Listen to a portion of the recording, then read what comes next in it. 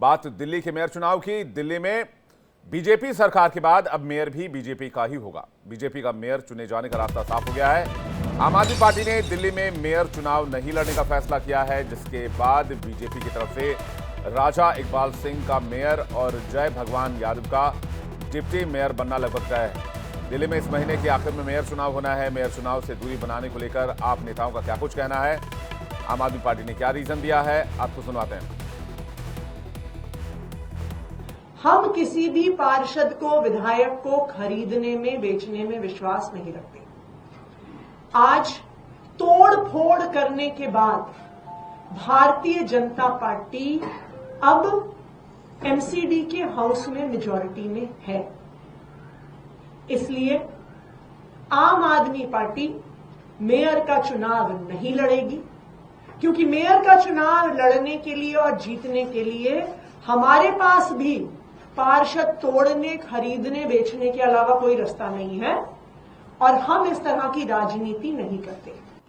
आज जिस तरीके से आम आदमी पार्टी की मेजॉरिटी होने के बावजूद भारतीय जनता पार्टी जो करती आई है हमेशा से तोड़फोड़ की राजनीति, साम दाम दंड भेद, लालच, डराना धमकाना, जो भी करके बस उनको अपनी सरकार बनाने का एक तरीका चाहिए। आम आदमी पार्टी इस राजनीति को नहीं करना चाहती। आम आदमी पार्टी ये मानती है कि भारतीय जनता पार्टी के पास आज नंबर्स हैं, चाहे जिस भी अनैतिक तरीके से उन्होंने नंबर्स इकट्ठे किए हैं, तो आज दिल्ली के अंदर उनकी ट्रिपल इंजन की सरकार होनी चाहिए, बल्कि मैं तो 4 इंजन कहूंगा उनका, क्योंकि एलजी भी है। तो अब कोई बहानेबाजी दिल्ली वालों से ना बनाएं और वो दिल्ली के अंदर पूरा प्रशासन चला के दिखाएं। हमारे साथ इस वक्त शिवम हमारे सहयोगी न्यूज रूम से जुड़ रहे हैं इसी खबर पर। शिवम, जो रीजन बताया जा रहा है आम आदमी पार्टी नेताओं की तरफ से, उसमें कहा जा रहा है नंबर्स गेम जो है वो बीजेपी के पक्ष में है, इसलिए यहां पर राजनीति करके कोई फायदा नहीं है, खरीद फरोख्त करके कोई फायदा नहीं है, इसलिए उन्होंने रास्ता छोड़ा है। साफ तौर पर जिस तरीके से चाहे आप सौरभ भारद्वाज की बात कह लीजिए, चाहे आतिशी की बात कह लीजिए, तो उन्होंने साफ तौर पर बीजेपी पर बिल्कुल एक हमलावर रुख जो है वो इख्तियार कर रखा था। उन्होंने देखिए, थोड़ा सा हम यहाँ पीछे चले जाते हैं, थोड़ा इतिहास को खंगाल लेते हैं, तो एमसीडी की रीयूनिफिकेशन तक उन्होंने जो मुद्दा वहाँ पर उन्होंने छेड़ा।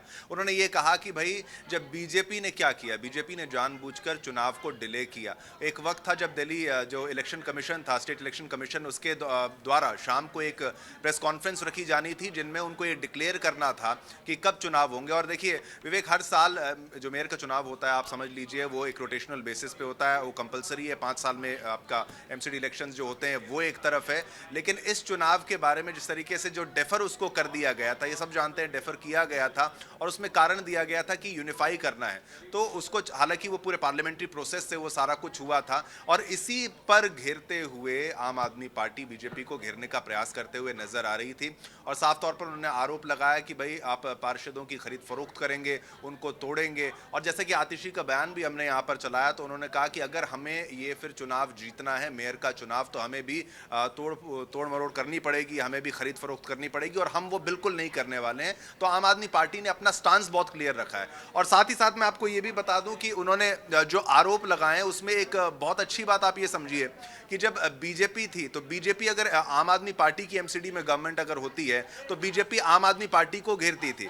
और अब आम आदमी पार्टी ये चाहती है, उन्होंने कहा कि भाई देखिए आप हमें घेरें और स्टेट में हमारी सरकार अलग और एमसीडी में अलग, तो 2 मामलों में आप घेरने का प्रयास करेंगे। अब वो कह रहे हैं कि हम बीजेपी को आज़ादी देते हैं कि आप अपनी ट्रिपल इंजन की सरकार चलाएं, यानी कि भाई आपकी दिल्ली में भी आपकी सरकार, आपकी केंद्र में भी आपकी सरकार और फिर आपकी एमसीडी में सरकार। यहां तक कि सौरभ भारद्वाज एक कदम और आगे चले गए, उन्होंने ये कहा कि भाई आप यहां पर गवर्नर भी आपके, तो 4 इंजन वाली सरकार आप यहां पर चला सकते हैं। इसलिए आने वाले समय में कुछ भी अगर गलत होगा तो उसका ठीकरा केवल और केवल बीजेपी पर फोड़ा जाएगा, बीजेपी के सर पर उसको आरोप लगाया जाएगा और इसमें आम आदमी पार्टी खुद को एक तरीके से बचा के रख पाएगी। और ये एक स्ट्रैटेजी के रूप में, बहुत अच्छी स्ट्रैटेजी के रूप में आम आदमी पार्टी ने पूरा सोच विचार के इसको किया होगा। तो अब बीजेपी का रास्ता बिल्कुल साफ है, मेयर कौन बनेगा वो हमने बता दिया और साथ ही साथ डिप्टी मेयर का भी रास्ता साफ है।